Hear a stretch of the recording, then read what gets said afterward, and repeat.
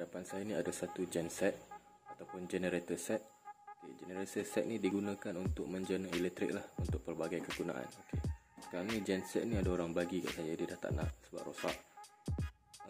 Kita tengok kondisi dia punya tali untuk kita start pun dah putus, dah tak ada. Lepas tu keadaan dalaman dia macam agak teruk jugalah, sebab dia punya stop cord minyak ni pun dah patah.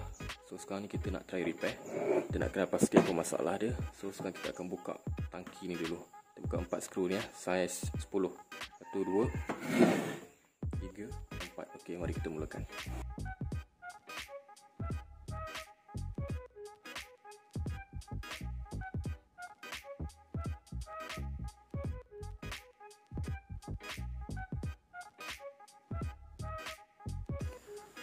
Untuk buka tali ni kita perlu menggunakan T8.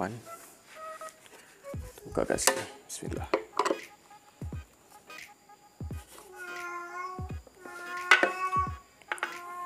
Oyen.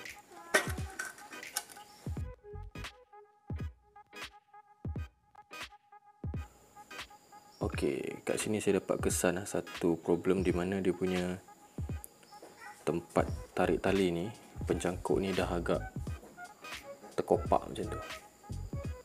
So tempat cangkuk ni adalah tempat duduknya spring ni. So dia dah terkopak sikit, tapi insyaAllah dia boleh pakai lagi. Kita try dulu tukar tali. Simpulkan di bahagian hujung.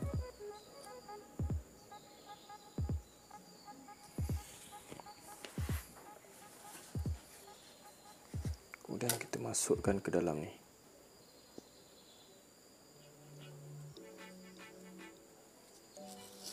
Okey, macam tu.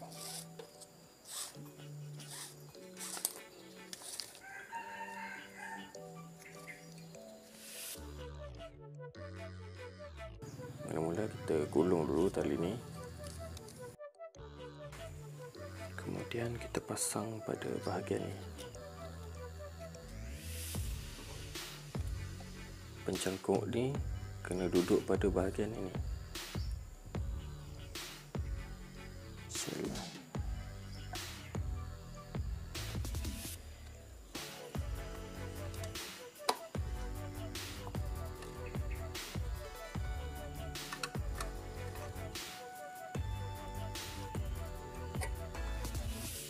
Okey, dia dah main spring dia.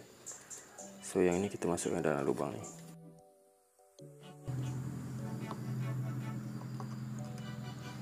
So saiz 8.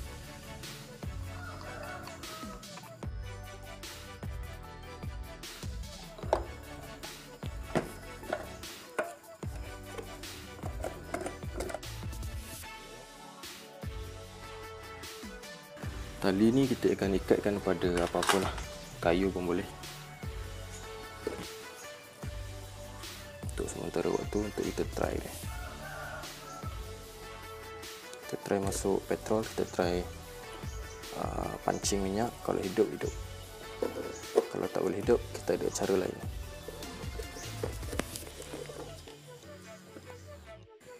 Okey, setelah kita pasang dia punya ni, tali untuk starter ni, kita akan check dia punya api dekat spark plug. Macam mana nak check? Kita mula-mula kita kena on dulu dia punya switch on off ni.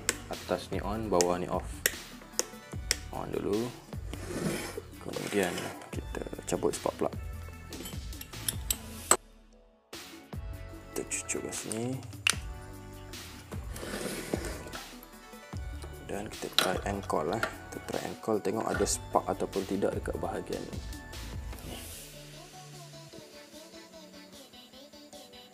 Okey. Tahan dulu, bismillah.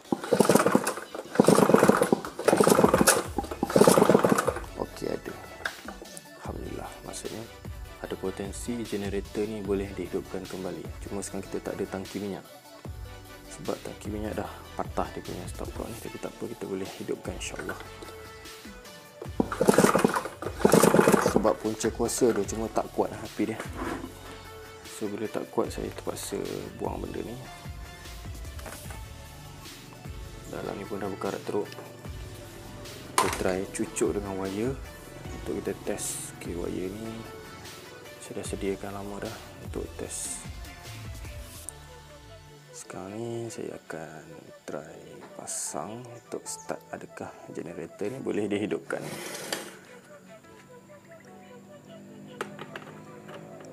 Okey, sebelum kita pasang kita akan cam dulu petrol dengan tuti. Okey, ini saya dah sediakan petrol campur tuti sikit. Kita akan cam dalam ni, kita pancing dia. Kita pancing minyak untuk berlaku pembakaran di dalam blok. Okey, sekarang kita campur.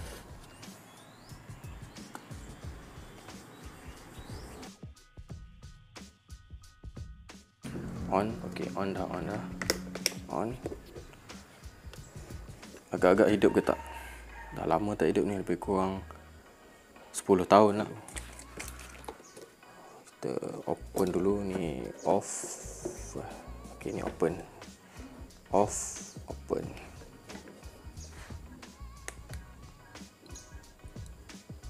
Buah minyak sikit untuk pergi ke karburator.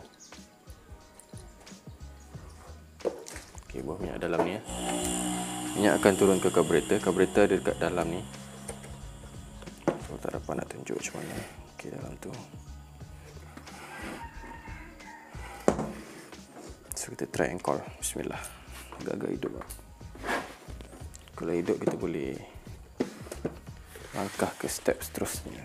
Bismillah.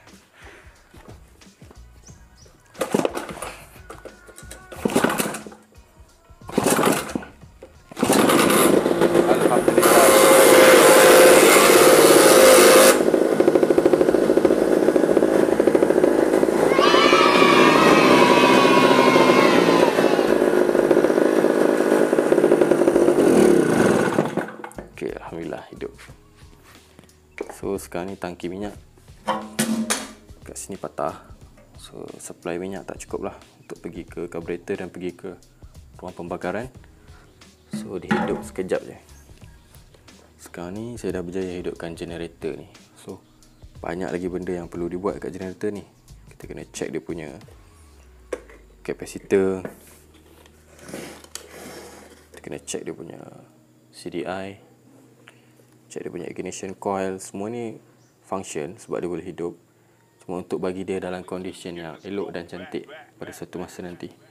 So mungkin generator ni akan ada banyak lagi projek untuk saya buatkan video. Macam mana cara untuk buka dia punya flywheel ke, macam mana cara untuk service karburator dia, saya akan buat dalam next video. Jadi alhamdulillah saya dah berjaya hidupkan generator ni.